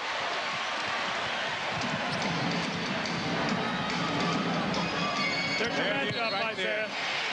It was Kukoc on Davis, and Tony didn't even bother to contend with him. As soon as he got the ball in the low block, he just conceded and fouled him. Yeah, every time you get that matchup, you have to exploit it and make them pay. Remember now how important team fouls are in the fourth quarter. When you get in that penalty, you start shooting free throws, so it's very difficult to defend guys going to the basket when you have none to waste. Pacers have 2 team fouls. Chicago 3. Travis Best hits it. And Indiana leads by 3.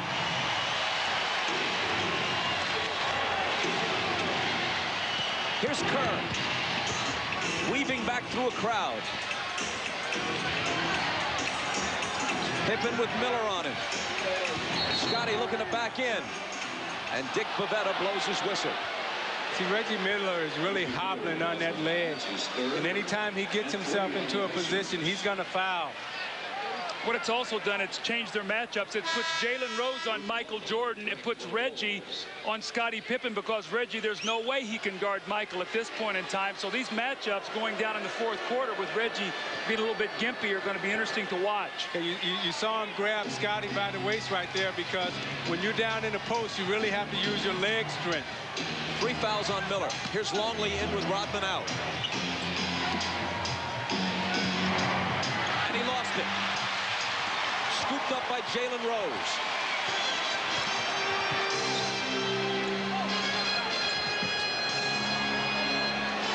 McKee is open. Antonio Davis tips it home. And the Pacers lead by 5. Timeout, Chicago.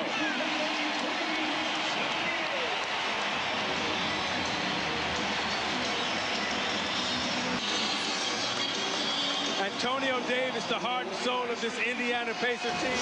He is refusing to let them lose. His energy and hustle all over the backboard, tipping it in, fighting for every loose ball.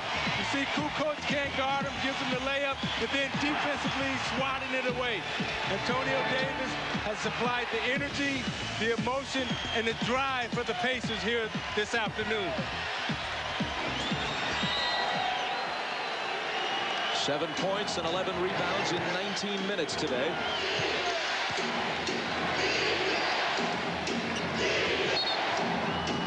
And Jalen Rose bumps Jordan and fouls him. That's 2 on Rose. Now that's 14 fouls. That means that the rest of the way that Chicago will be shooting free throws. That's the 8:07 mark. Let's see if they take advantage of that. Chicago still with 3 team fouls, so they're 2 away from the penalty. Here's Michael into the lane, dumping it off for Longley. And the easy dunk.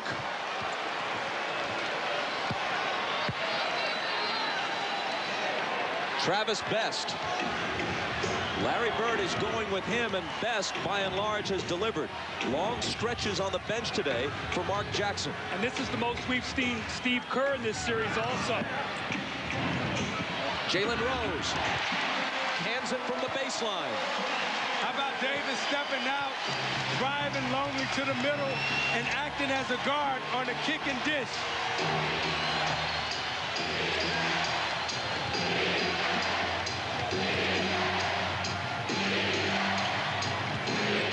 Coach to Longley, but a whistle before Longley can take his shot. McKee on the foul. It's his 3rd. Now you watch Davis. He'll put it on the floor and driving it to the middle and kick it out to Jalen Rose for the easy spot up Jay. Antonio Davis has the foot speed to go by Longley. And Jalen Rose has a soft touch to put it in the hole. Don't forget the Olympic show tonight on CNBC, 7 Eastern, 6 Central, looking back at the 1992 Barcelona Dream Team. Doug Collins and Isaiah Thomas joined me for that one. We recorded it about a week ago, and we think you'll enjoy it. Chicago creeps back to within 3. Longley has gone out. Rodman back in. Reggie Miller. Dumping it inside to Davis. Now Best. Against Kerr. Driving on him. And missing the runner. But McKee is there to follow with a tough move. We saw the Utah Jazz bench last night be so significant. It's been McKee today. Antonio Davis. Jalen Rose and Best for the Indiana Pacers.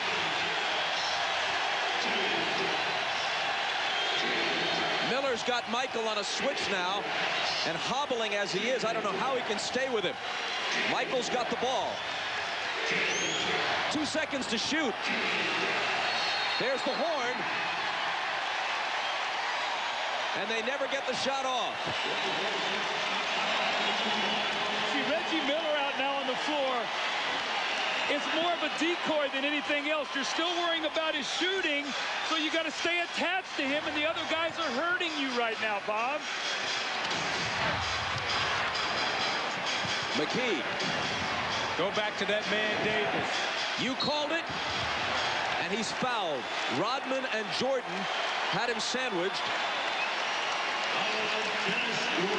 And it's on Rodman, his 5th. My first opportunity to get to know Tony Davis was I coached the first rookie game that they had at the All-Star break, and Tony Davis was on my team. And I left there, I said, this guy is a guy that you would love to coach. He reminded me so much at that point in time of Horace Grant. Young, active, aggressive, offensive rebounder, defender. He's a great guy to have on your team. The thing that I love about him, Doug, is his attitude. His never say die attitude. Every time I've watched him play, he never quits, never concedes, no matter what the score. Larry Bird loves him already, but says, just give me 2 months with you this summer, and I'll make you an even better player. 1 of 2. Indy by half a dozen.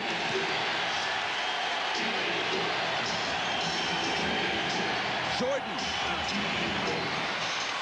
cuts it to 4. Now, this is the position that Phil Jackson planned for. He wanted to be right in this position at the start of the game because he believes Michael Jordan can take him home. Antonio Davis out to Miller for 3.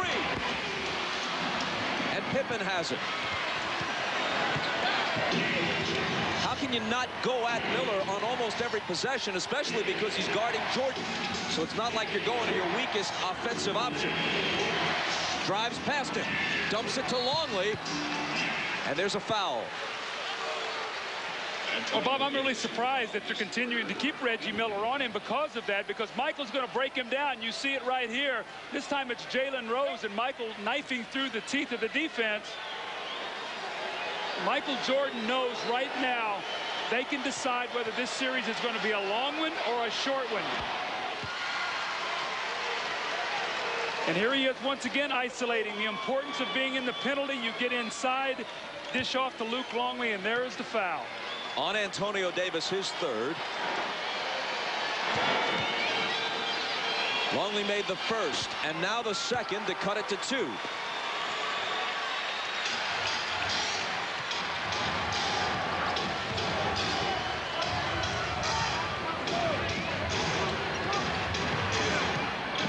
Best to Rose, working on Pippen. Into the lane.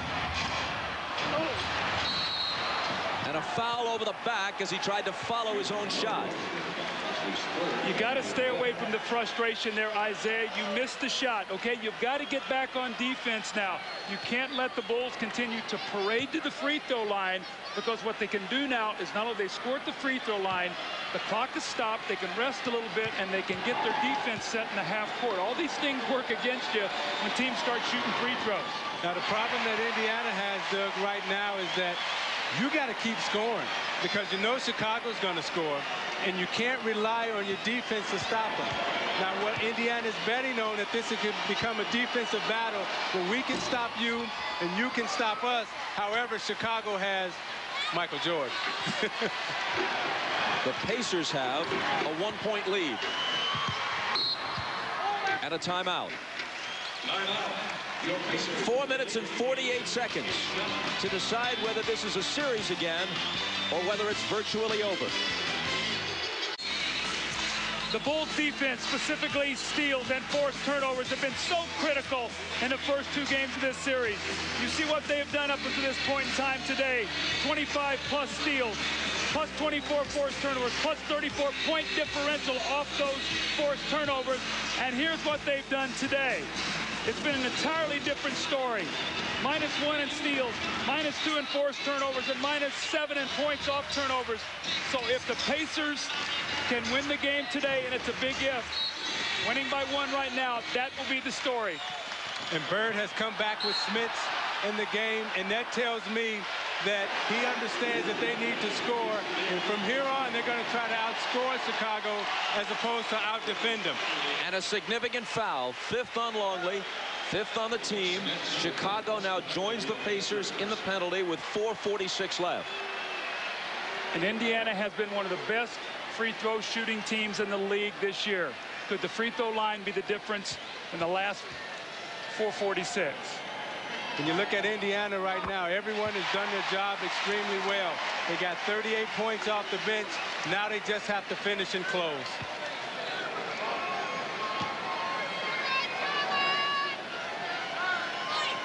Smits can make it 3 if he hits this.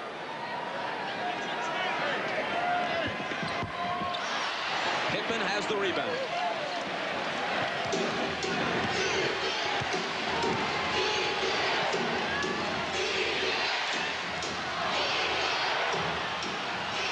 Miller's on Scotty now, and it's Rose on Jordan. Into the lane, fade away, contact on Michael. His third. I say this is an excellent call. Watch Michael's right shoulder and right arm. He dips it to create contact. You cannot get that kind of space. That's an excellent call by Bernie Fryer. And a huge possession here for the Pacers to try to take a 2-possession lead. Go back to Rick Smits or Miller. How about Miller? That'll do, won't it? Yeah, you got to put your best players in the game right now and get them the ball. Pacers by 5 after the 3. Michael cuts it to 3. He has 24. Now Travis Best has to be very careful delivering this ball. The Bulls are really shooting the gaps, looking for steals. And the Pacers are going to give it back. Antonio Davis with the offensive foul. It's his 4th. Watch Michael shoot the gap. Reggie fades. Michael barely misses that, and Reggie steps back and buries the 3. And then Michael Jordan follows it up with a little jump shot of his own to pull his team back to within 3. If this were a regular season game, I doubt Reggie Miller would be playing. He continues to hobble. And Chicago gives it right back. Scottie Pippen looked at Michael Jordan that time and he said, look, I've got Reggie Miller on me. He can't guard me. But he can shoot.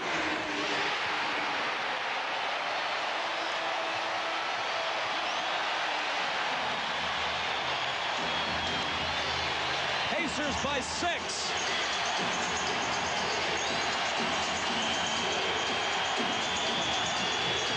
Steve Kerr and Best got a piece of it, and here they come. Pippen and Longley are back. Best is going to wait. Inside 3 minutes. Davis is calling for the ball. He's got Jordan in the post. Let's see if they can get it to him. Said bring it down and punch it in. 3 seconds to shoot. It's Reggie. And it's Indiana by 8.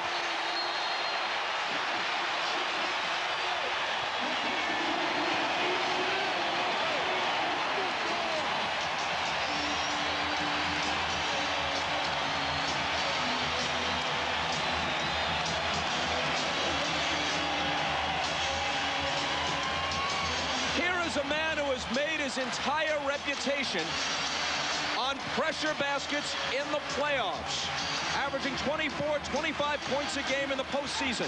Not through the first 2, but today at home with the whole series and season on the line and hobbling through an injury, Reggie Miller has brought the Pacers to the brink of victory. You're watching the NBA on NBC.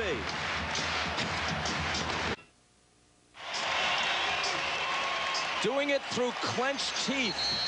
There's his wife looking on. Reggie Miller battling an injury. Has the Pacers in front by 8.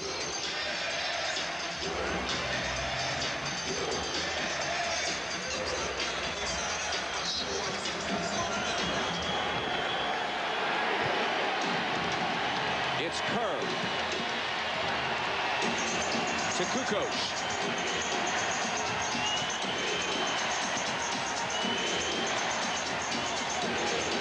Kerr for 3, and he was fouled by Jalen Rose, which means Kerr will shoot 3 free throws. Now, if you're Indiana right here, you have to be extremely careful. You can't foul a 3-point shooter. You watch Jalen Rose run at him, tries to get out of the way. Kerr does a good job of leaning into Rose. But if you're Indiana right now, Doug, you got to keep scoring because Chicago's going to put points on the board. You can't feel safe right now. Yeah, you can't start celebrating too soon. If Steve Kerr makes both of these free throws after the first one here, it's going to be a 5-point game. That's only 2 possessions. So they've got to keep playing here. And like you said, keep looking to score. You can't get defensive right now. Kerr doesn't get to the line all that often, but he's a 92% free throw shooter. Well, Mullen, who shoots 94%, missed one earlier. Kerr is now 1 of 2 on this trip to the line.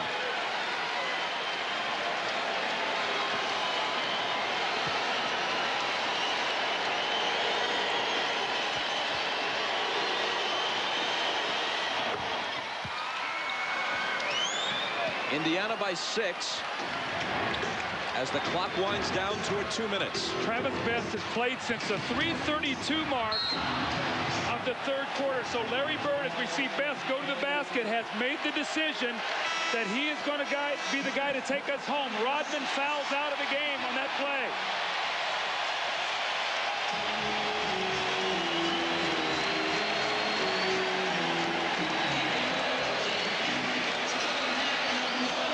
Rodman played 40 minutes, 12 rebounds, 6 points, and he's done.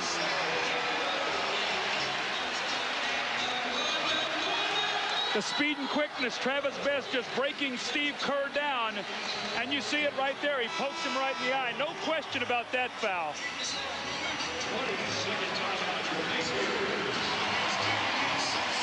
Indiana asked for a 20. Our coverage, of course, continues tomorrow as we follow the NBA playoffs. We're out west. First, we go to New York for showtime at 3 Eastern. Then it's Game 4 of the Jazz and the Lakers. Utah in front 3-0 and possibly heading for a rematch with Chicago in the NBA Finals. But not if these Pacers have anything to say about it. And we're back here on Monday, Memorial Day. Again, showtime at 3. Game time 3:30.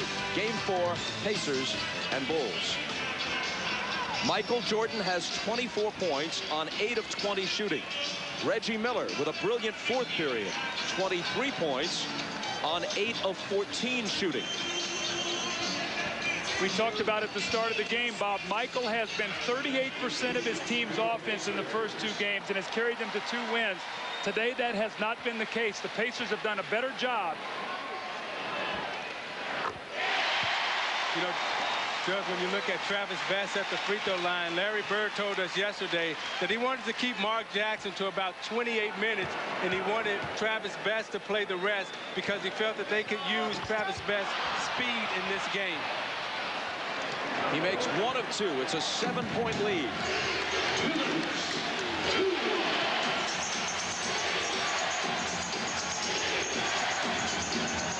Michael trying to bring him back. Kukoc for 3. It was halfway down and popped out. Longley trying to follow. Will come to the free throw line. That's 4 on Smits. It tells you how close this game is, Bob. The ball went up there. The Pacers had 3 guys inside position, and the ball bounced around 1 extra time. All the Pacers mistimed their jump, and it fell right to Luke Longley. That's how close winning and losing is. Ask New York when they did not come up with the rebound, and Reggie buried the 3 against them. Zeke, to follow up your point, Larry Bird said he wanted Mark Jackson to play about 28 minutes. He's played 23. And Larry has gone with Travis Best with the game on the line here in the 4th. This is Best surrounded as they press in the backcourt. But he works it free to Antonio Davis. Now Jalen Rose swatted away by Pippen. A crucial defensive play. Well, there's no fear in this Pacer team. They're continuing to go. We saw Best the last time. This time Jalen Rose. They are not getting tentative. That could have made it 7 again. But Pippen with the block denies them.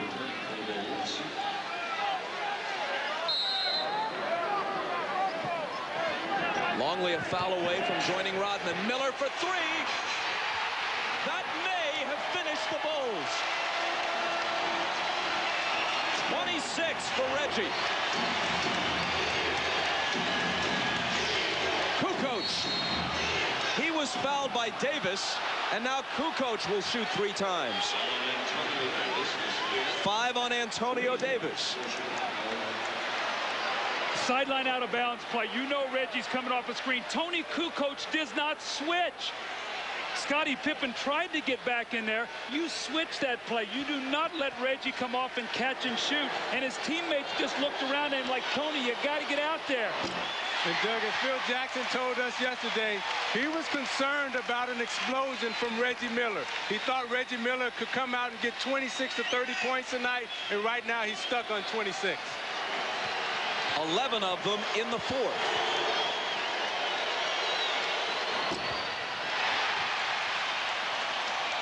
What slim chance Chicago had may have disappeared with Kukoc at the line. He could have gotten them 3 points without the clock moving at all, but he misses the first 2.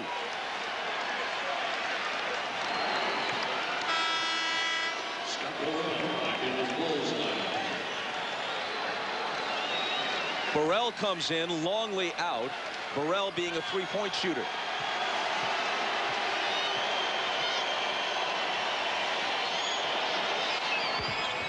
One of 3 for Kukoc, who has not been shooting free throws well in the playoffs anyway. Only 59% coming into this game.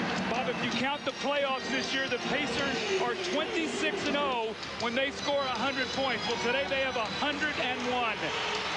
And Indiana hasn't lost a game all year where they score 100+ points. They lose the ball, but with only a minute to go, Chicago is desperate. Pippen for 3. It's long. Jordan rebounds and is fouled, which stops the clock with 52 seconds left.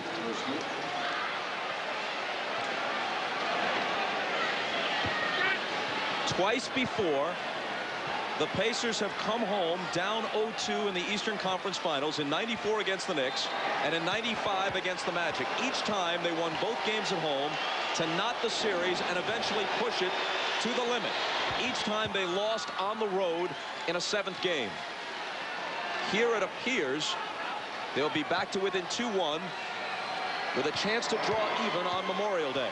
Bob, they're going to see some full court pressure, though. They cannot turn the ball over. The guy throwing the ball in is going to have to be very, very solid here. The Bulls are going to come after them.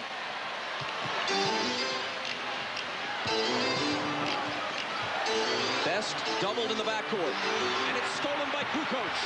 Here's Pippen, wants a 3, which could have cut it to 2, and it does. It popped out and then fell right back in. Here comes Rose, all the way to the hoop, wrapped up by Harper. Bob, interesting, Larry Bird was calling timeout. He wanted a timeout after that ball went in. The Pacers did not see it. They threw the ball in and advanced it ahead, but you cannot fall asleep. The game is never over. Usually you don't get a roll like that on a 3-point shot. When you're coaching and you have the lead like that, it seems like every one of those shots always go in against you. Man. Rose now trying to give the Pacers breathing room. They're up by 3. Watch this.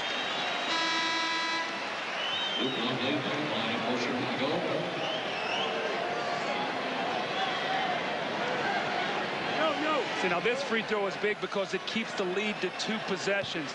Otherwise, a miss, and the Bulls can tie it with a 3-point play or a 3-point shot, and there's still 2-to-1 possessions in terms of 36 seconds on the clock.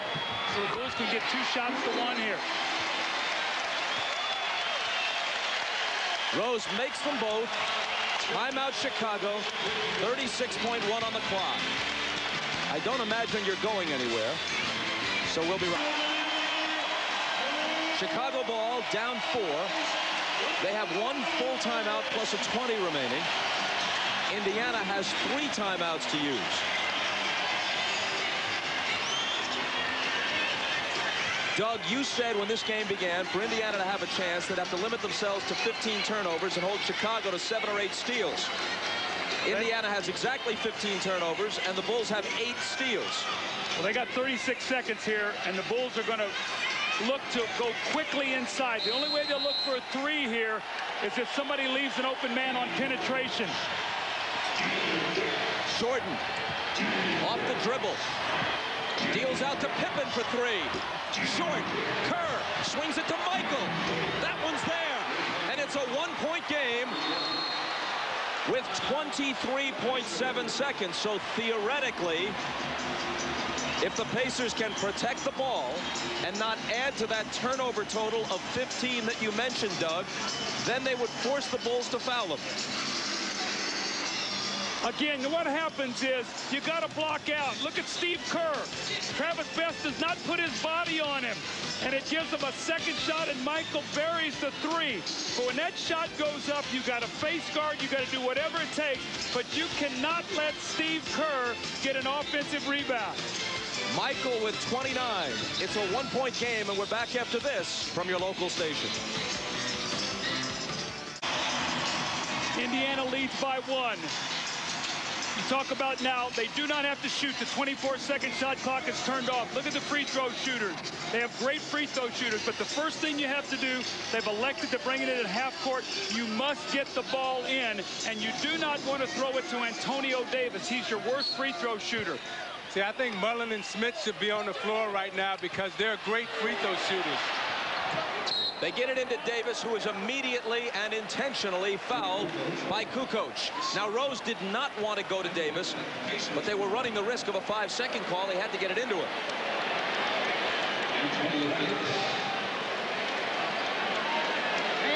I was a little bit surprised that Larry Bird didn't put all of his best free throw shooters out there, knowing they're going to foul. Then you can make the defensive substitution. You put yourself in a position here where your worst free throw shooter is shooting under pressure. Even if he makes them both, the Bulls can tie with a 3. Wow. I mean, that's just guts and competitive spirit and competitive nature up at the free throw line making free throws. Now remember, he had the big offensive rebound against the Knicks. They were up 2. He made both free throws to seal that game. Let's see if he can finish it off by making the second one here.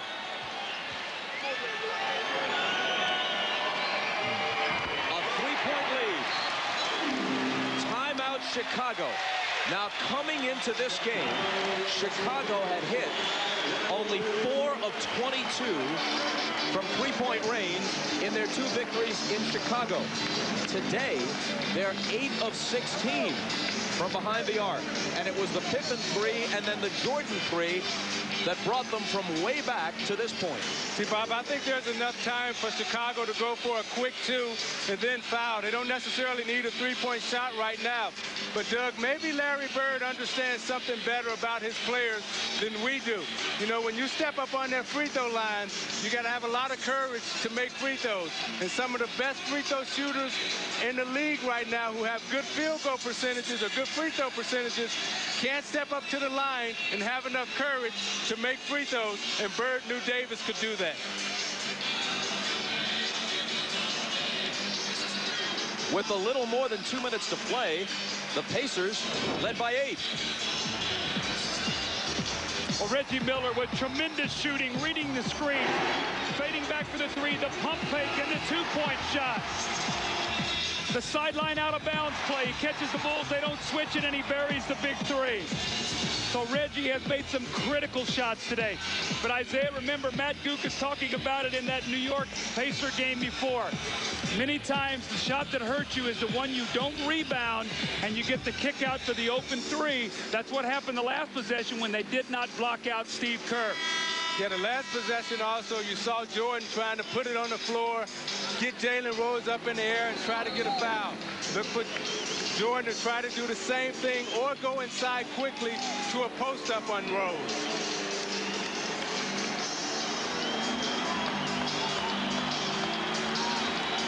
This is what their three-point shooters have done in this game. Kerr, remember, is the most accurate three-point shooter for his career in the history of the league. The most dangerous man now throwing the ball is Tony Kukoc. After he throws the ball in, Derek McKee's got to recognize where he is now. Michael. Pippen. They're looking for the 3. Now Michael stumbling into the lane and drawing a foul with 12.2 on the clock. So that's exactly what you want to do with that amount of time left on the clock. If the quick three is there, you take it, you look for it, you see it, try to go for it, now you put it on the floor, try to draw the contact, try to draw the official's attention, try to make them call a foul. Now, how big is this? That's 6 on Antonio Davis. And Davis is done, as Larry knows. And when you look at Larry Bird again, he's playing against his own mentality when he looks at Michael Jordan. That's why the smile is there. Now, because Larry would have done the same thing. He would have dribbled in there, thrown his body in there, and said, give me 2 free throws. He's done the same thing. Yeah, it's a smile, Zeke, but it's a rueful smile after that call. Michael has made 9 of 10 at the line, just 9 of 21, as you see, from the field. Now, if Michael makes both of these, oh, he misses. The one thing I do not have Rick Smith throw the ball in. Big guys do not make good decisions in this situation. Get all the way down the floor if you're not going to take a timeout.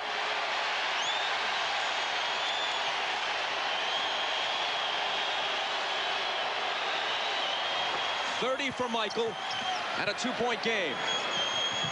They get it into Miller, just the man they want to get it to, and Harper fouls him hard, sending Reggie stumbling back into his bench and bringing all kinds of glares from his teammates directed toward Harper.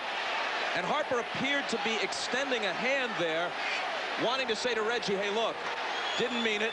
Sorry, heat of battle. Well, see, I like what Indiana is doing right now, Doug, because they've accepted the challenge of fighting and competing in this series. You know, they could have easily come out and accepted the loss. You see Harper knocks Reggie into the stands right there. Reggie trying to get away, waiting for the foul. No, he's going to get fouled. Harper comes and give him a nice shove, and you see Davis stand up and say, hey, we're here.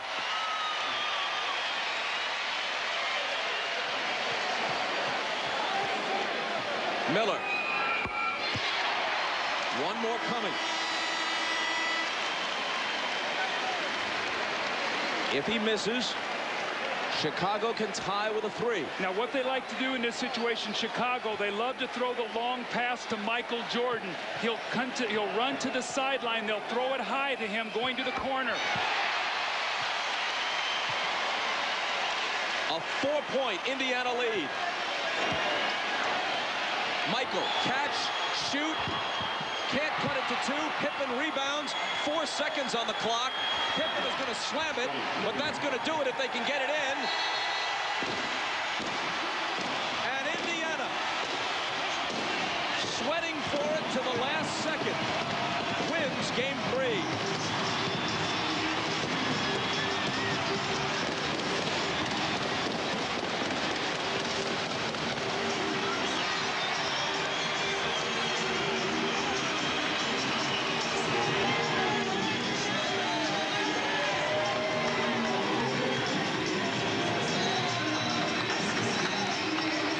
Reggie Miller is with Ahmad.